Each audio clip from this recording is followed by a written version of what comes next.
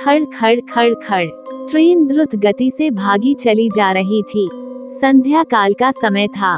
तेज बारिश और बीच बीच में बिजली की चमक वातानुकूलित कोच की खिड़कियों से अपनी उपस्थिति दर्ज करा रही थी। केबिन का एकांत और यह भयावह मौसम मुझ जैसे डरपोक आदमी को और डरा रहा था। थोड़ी देर बाद गाड़ी के पहियों की रफ्तार कम हुई और एक मध्यम से स्टेशन पर गाड़ी रुकी। बारिश इतनी ज्यादा थी कि मैं स्टेशन का नाम नहीं पढ़ पा रहा था।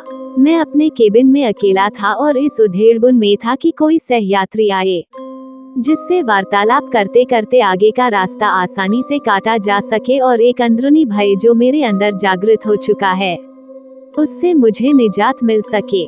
तभी किसी ने केबिन का दरवाजा खटखटाया और एक शांत सा दिखने वाला व्यक्ति केबिन में दाखिल हुआ। अपना सामान आदि व्यवस्थित करने के बाद वो मेरी तरफ देखकर मुस्कुराया और मेरी तरफ हाथ आगे बढ़कर उसने अपना परिचय दिया। मैं मिस्टर घोष।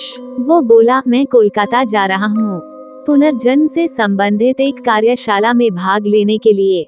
मैंने उसे बताया कि मैं कानपुर में व्याख्याता के पद पर हूँ और पटना जा रहा हूँ।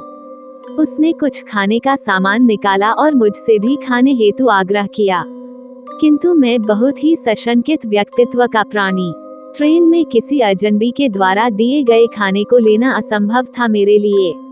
मैंने बहुत विनम्रता से उसके आग्रह को ठुकराया।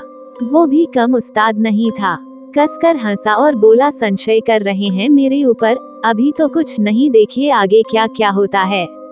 उसके ये शब्द सुनकर मुझे सांप सूंघ गया, किंतु मैंने किसी तरह अपनी घबराहट को छिपाया। कोई स्टेशन आने पर वो उतरता और ट्रेन चलने के बाद किसी दूसरे कंपार्टमेंट से चढ़कर फिर आ जाता। पूछने पर बोलता कि बीच बीच में रेलवे की नौकरी भी कर लेता हूँ। थोड़ी देर बाद मैं और वो विभिन्न विषयों पर चर्चा करने लगे। उसने पुनर्जन्म से संबंधित बातें प्रारंभ की और पुनर्जन्म को अंधविश्वास बताया। थोड़ी देर बाद उसने मुझसे पूछा कि क्या आप भूत प्रेत पर विश्वास करते हैं। मैंने कहा बिल्कुल। वो जोर से हंसा और बोला, ये सब बकवास है। मुझे भूतों पर विश्वास था, किंतु वो भूतों के अस्तित्व को नकारता रहा। रात अपने यौवन पर पहुंच चुकी थी।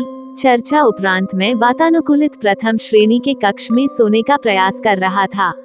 अचानक मुझे ऐसा अनुभव हुआ कि कोई मेरे गले पर गर्म अंगार रख रहा है। मैं हड़बड़ा कर उठा। कहीं कोई नहीं। मेरे अलावा उस कक्ष में मेरा वही सहयात्री था जो सामने की बर्थ पर लेटा घोड़े बेंच कर सो रहा था। मैं फिर सोने का प्रयास करने लगा। अभी आंख लगी ही थी कि मुझे अपने पेट पर बहुत तेज दबाव और हंसने की तेज आवाज सुनाई दी। मैं घबराकर उठा तो देखा कि सहयात्री बर्थ पर नहीं था। लगभग 1-2 मिनट बाद वो आया और बोला, जनाब सोए नहीं। मैंने अपनी घबराहट रोकते हुए उससे कहा, अभी नींद नहीं आ रही, और मैंने अपने बैग से एक मैगजीन निकाली और पढ़ने का नाटक करने लगा। सहयात्री भी बर्थ पर लेट गया और कुछ देर में उसके खर्राटे केबिन में गूंजने लगे। मैं भी थोड़ा निश्चिंत हुआ और बर्थ पर आंख बंद कर लेट गया। ट्रेन कभी धीमी होती, कभी रफ्तार पकड़ लेती, लेकिन मेरे दिल ने अब तेज रफ्तार ही पकड़ रखी थी। भय और घबराहट के कारण लघुशंका की इच्छा अपने आप जीवित हो जाती है और मैं टॉयलेट की तरफ मुड़। जैसे ही मैंने टॉयलेट का दरवाजा खोला, वो सहयात्री मुझे अंदर दिखा और मैं चिल्लाते हुए अपनी बर्थ की तरफ भागा। देखा तो वो सहयात्री इत्मीनान से अपनी बर्थ पर सो रहा है। मैंने घबराहट में उसे जगाया। वो बोला, अरे क्या हुआ? इतना मासूम लग रहा था, वो जैसे कुछ जानता ही ना हो। मैंने कहा, आप यहाँ भी और वहाँ टॉयलेट में भी। वो कुटिलता से हंसा और बोला, मैं कितने रूप में कहीं पर भी रह सकता हूँ। घबराहट के मारे मैं पसीने से तरबतर, बिल्कुल निर्जीव सा खड़ा उसके सामने। वो बोला, तुम्हें भूतों पर विश्वास था ना? तुम्हें तुम्हारे विश्वास का प्रमाण देना था। तुम्हारे जैसे लोगों के कारण ही हम भूत पिशाच लोगों का अस्तित्व है। इतना कहकर वो मेरी आंखों के सामने से अचानक गायब हो गया। मैं डर के मारे अवाक और निर्जीव सा अपनी बर्थ पर बैठा था। तभी केबिन के अंदर टिकट निरीक्षक आया। उसका चेहरा देखकर मुझे बेहोशी छाने लगी, क्योंकि यह वही सहयात्री था मेरा, और वो टिकट चेक कर मुस्कुराता हुआ चला गया। यदि ये कहानी आपको पसंद आई हो तो अपने दोस्तों और अन्य लोगों के साथ शेयर जरूर करिएगा।